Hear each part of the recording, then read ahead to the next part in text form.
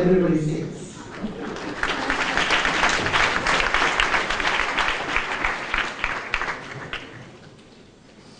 Now there are many ways of meditation, not just one.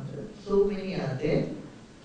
But what suits today is what articulate has been. You know, today you are so busy, you don't have 8 hours, 10 hours to sit and meditate. And the type of busy schedule you have, you know, you can't have too many conditions to get up at 4 o'clock and do meditation only at 4 o'clock every day and have that much amount of sleep or only this type of food. There's a lot of restriction doing certain kriyas with food and living habits and all that. But what suits in short time give you deep experience is what the kriya and is pranayama. And safe, you know, very safe and no side effects. That is why it said this suits today's generation, in which we have both intellect. Our intellect works a lot. They think a lot. We argue a logical mind. It's not like those type of Zen masters where you sit and you don't ask a question. If you ask a question, you get one hit on the head, you know. And you have to sit for a long time and meditate and eat one-time food. There are many meditative practices like that.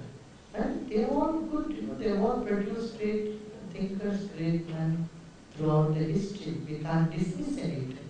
There's Tibetan type of Buddhism, Jainism has different type of meditations. You know, Jain Munis, they have what is called Dhyana. They can remember any number of letters and words, they can read them backwards, write them backwards, remember. 1,000 numbers they can recite to you. You can say numbers and they will repeat in the same order. But it takes a long practice. Several years of hard work. You know, I appreciate that I didn't mention it.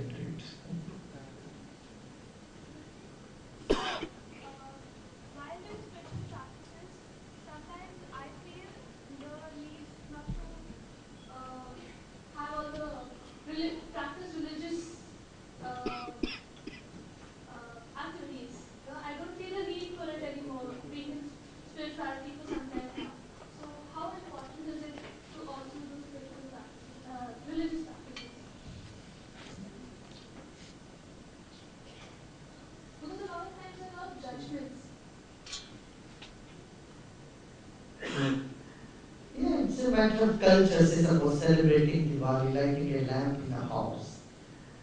And it's good, it creates certain atmosphere, certain vibration, a sense of joy in the surroundings. I don't see there's anything wrong in doing celebration. There's a Pongal in Tamil Nadu.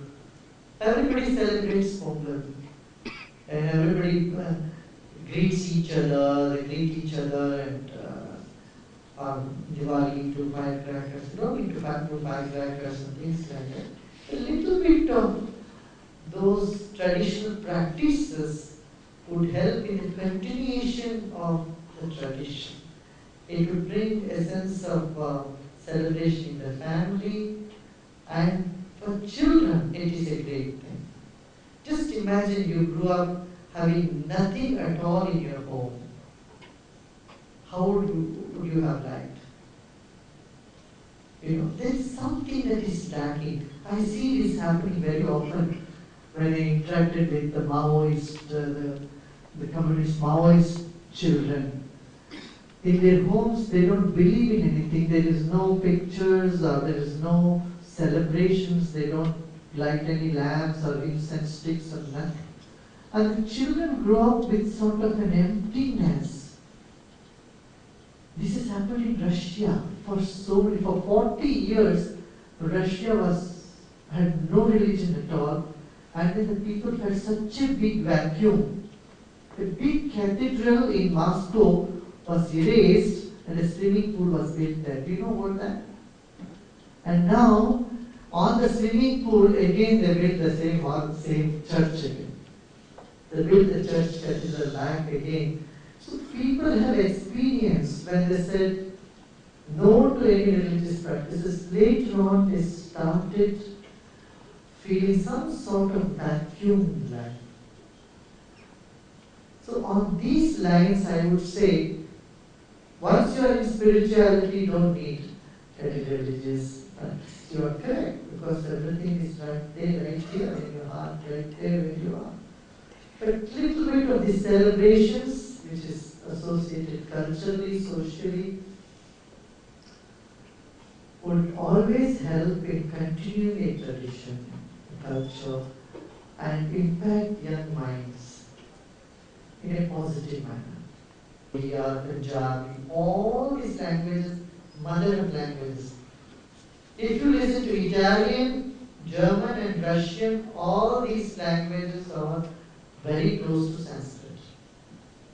Even English.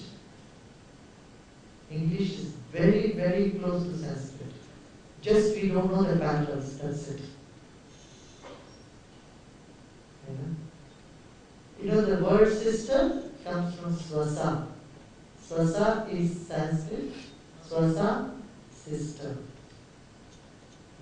Dudita, daughter. But we have lost somewhere that link of relating it.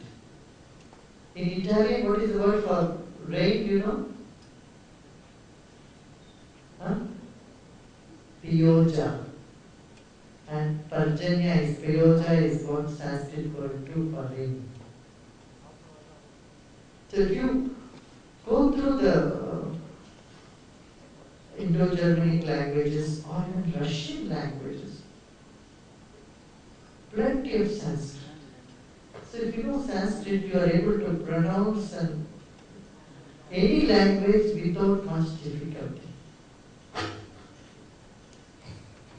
Running the race, if you don't see your competitors, you will be like a brittle horse. You will end up making the best calculator in the world when the world is moved to computers. So how do you reconcile these two ideas? Very complex. That's the challenge for you to manage these two completely opposite viewpoints. Because life is not so simple, my dear, it's so complex. You have to take this and that together, right? If you keep looking at the other, then you will miss out.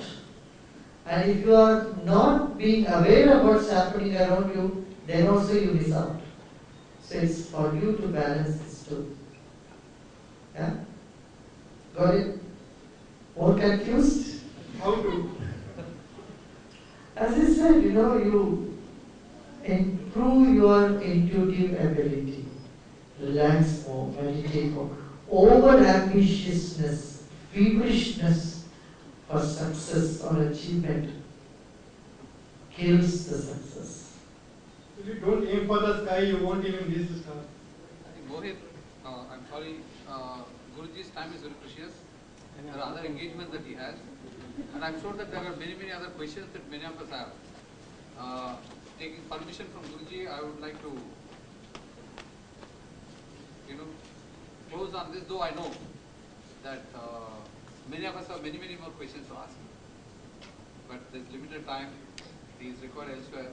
I think the mic is not on.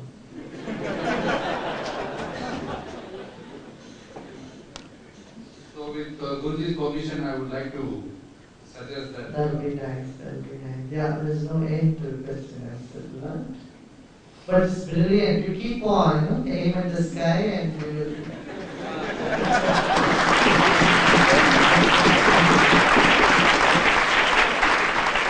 Wherever and in whichever part of the world Guruji happens to be, whether at international conferences, forums, power meetings, or villages, men and women around are struck by his simplicity, wisdom, and insights on the kaleidoscope of issues relating to today's world. We have been truly blessed to listen to his wisdom and the enlightening words. Thank you so much for being with us. We now request Mr. G.R.K. Reddy, the chairman of MD of Marg Group, to give the vote of thanks.